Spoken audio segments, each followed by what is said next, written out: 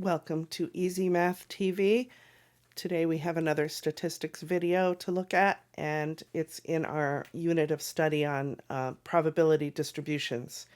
So we've already introduced you to the idea of what a probability distribution is, and we already talked about the binomial distribution. So if you haven't seen those videos, you may want to go back and review those before you come to this one. And this is the last discrete probability distribution that we're going to be looking at. Just to remind everybody what a discrete distribution is, it means that there's a finite number of outcomes of your random variable, and each of the outcomes has its own distinct probability associated with it. Okay, so we can put all of our probabilities in the form of a table, which we're going to be doing in a few minutes. So let's just go over here what the definition of a Poisson distribution is. You know, what is the context? What are we dealing with here? So the Poisson distribution is a special probability distribution that typically applies when we are talking about the number of occurrences of an event. So you want to know how many times something happens over a specified interval. And intervals can be measured in time, so that's typically what we think of when we think of an interval. We're thinking of time. So like, for example, how many times does something happen in half an hour or a day or a month or a year, right? Or even a season. So like, how many hurricanes are there in hurricane season, for example? So that's time. We could also be dealing with an interval of distance or length. So for example, you may be interested to know how many cars there are parked on a certain stretch of road. So like, you know, there might be a mile stretch of road, and you want to know how many cars are parked there off the side of the road. You know, you go out and you just count how many cars are parked, and that's an interval of distance. There could be also an interval of area, such as like an acre of land or so many, or maybe 500 acres of land. So you've got this huge plot of land, and you want to know how many times something happens on that plot of land. Or an interval can be volume. It can be, so we tend to think of liquids as volume, or maybe the contents of a box, or maybe the contents of a big truck, the back of a truck. So volume can be anything like that, and you're counting how many of a certain thing happens in that volume of space. Okay, space or volume. It could also be like a swimming pool, or, you know, like how many people are swimming in a swimming pool, that kind of thing. So how many occurrences of an event happen over those intervals. Now, the requirements for something to be Poisson, though, so if you have a random variable x and you want to know whether it actually is a Poisson distribution, these are the requirements. So there's 7 of them here. Some of them are just assumptions that we make. So for example, the random variable x measures the number of occurrences of an event in some interval, as we mentioned before. So that's a requirement. The second requirement is that the occurrences must be random.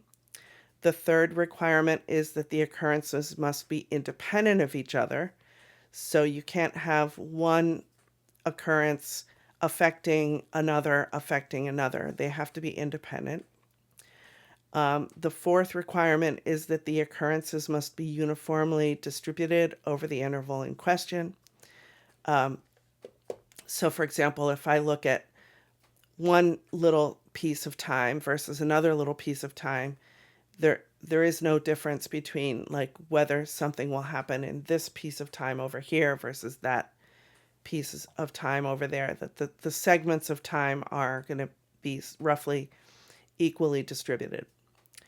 Number 5, the outcomes lowercase x, so the individual outcomes, start at 0. Since we're talking about counting something, they start at 0 and they take on integer values up from 0 with technically no upper limit. So there is no upper limit of values, although at some point the numbers just don't, like, they just don't occur, and you can just stop, because on your table or your distribution, the probabilities of those larger values are just going to become close to 0, and you can just stop measuring them.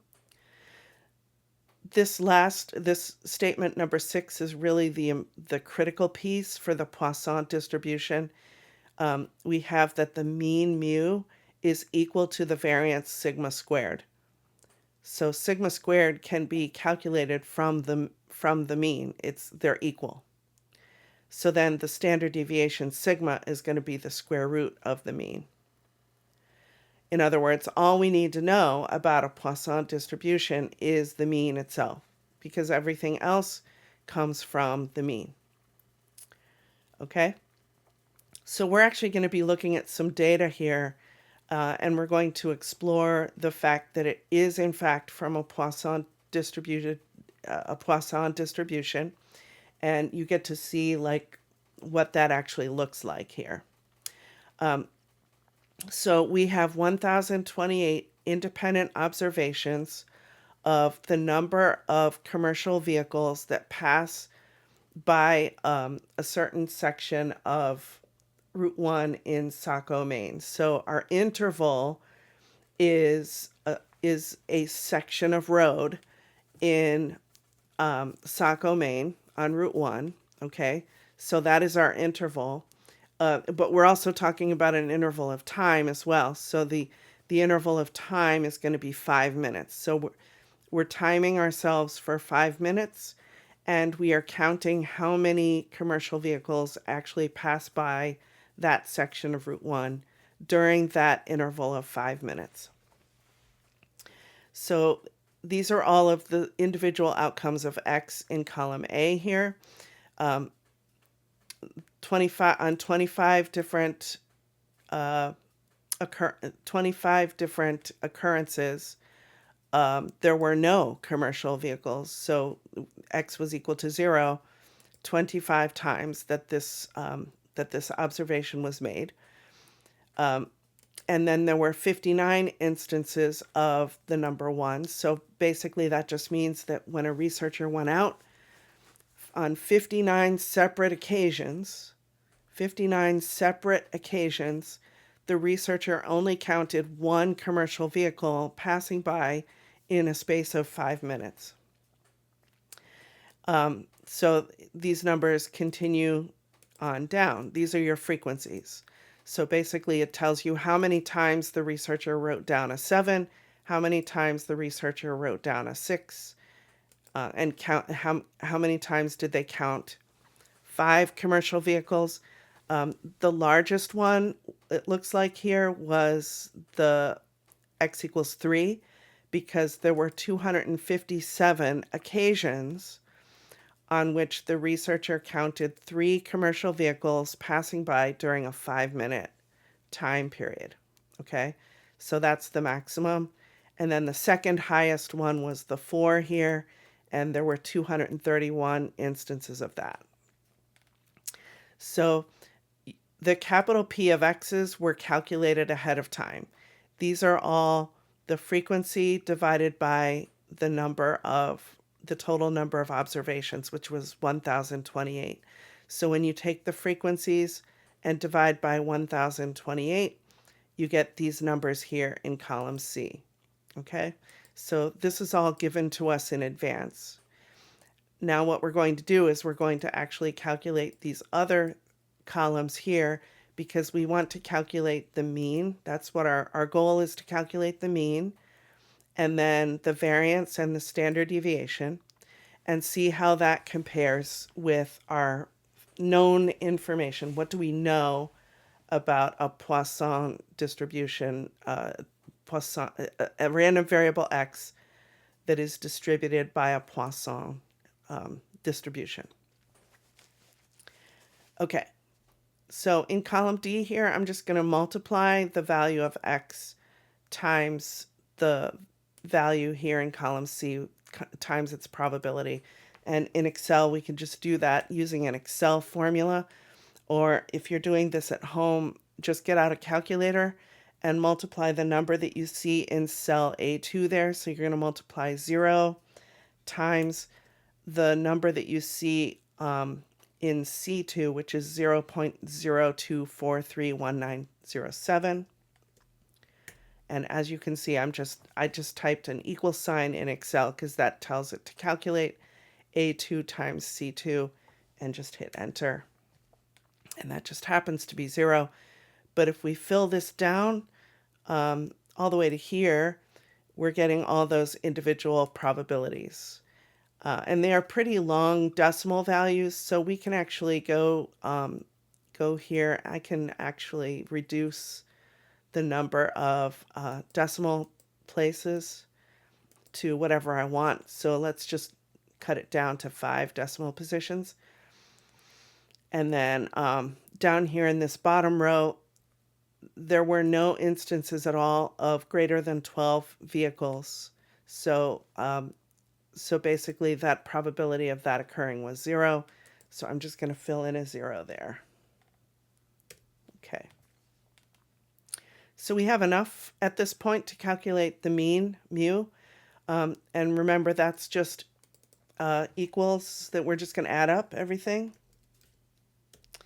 So I'm going to add up all these numbers that are above it.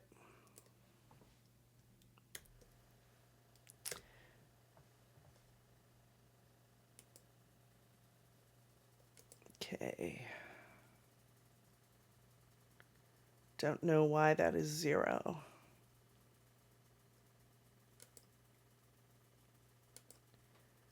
So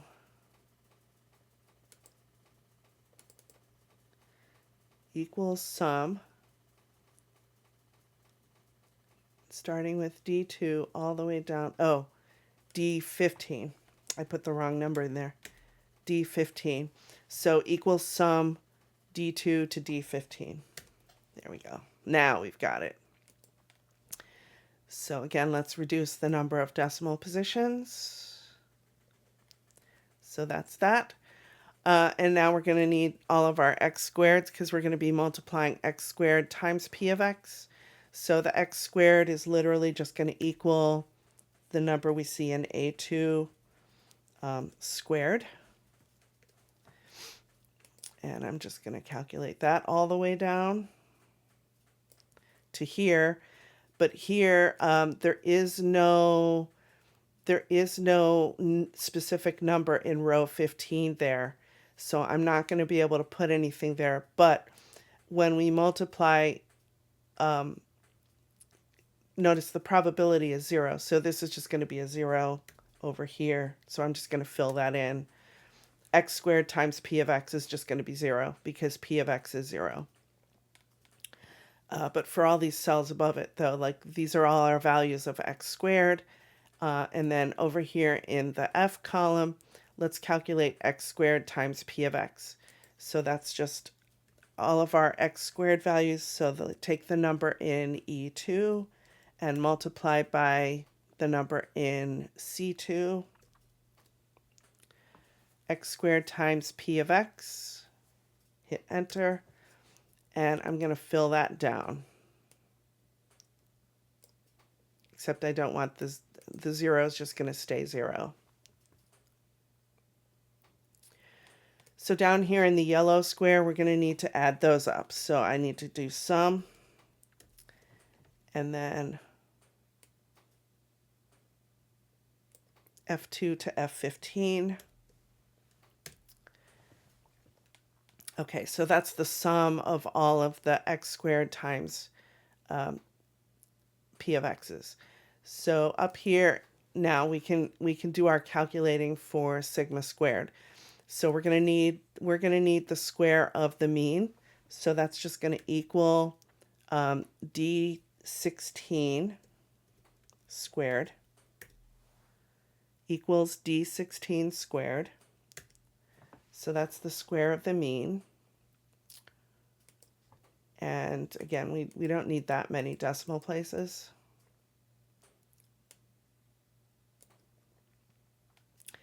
And then for sigma squared, we have to subtract two things. We're going to be subtracting the sum that we got in column F, so F16, minus the number that we just calculated above, which is H, it's in H2. So the sum that we got in column F minus mu squared, okay? That's our variance. And you'll notice that they are very, very close to each other. So sigma squared is 3.720907. Mu was 3.77. And then sigma is equals square root of the variance, which is H3.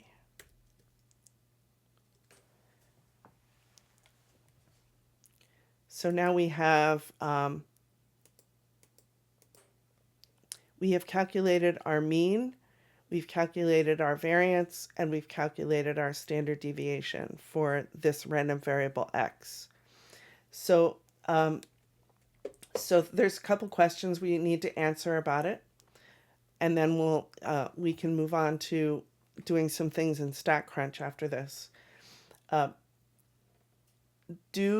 Do the data support the Poisson distribution requirements? And the answer to that question is yes, because the data comes from a Poisson distribution with a mean of 3.75. So what you see, any variations of the mean and the variance would just come from basically from that's the sample error. What is the mean? The mean is of our data is 3.775. The variance was 3.72, and the standard deviation is basically 1.93. If you rounded it to 2 decimal places, it would be 1.93. If you rounded it to 3 decimal places, it would be 1.929. Okay? So the question comes up, why are these calculations labeled as population parameters rather than sample statistics? And the reason is because we are treating these 1,028 observations as a population. So if we treat those as a population, then all of these calculations become population parameters, okay? And we can see that it does meet the requirements that we need for it to be a Poisson distribution, because the mean and the variance are nearly equal. They don't have to be perfectly equal, but they are nearly equal. All right? Like, subscribe, comment down below, share these videos with other people that you think might find them useful, and I'll see you in the next video.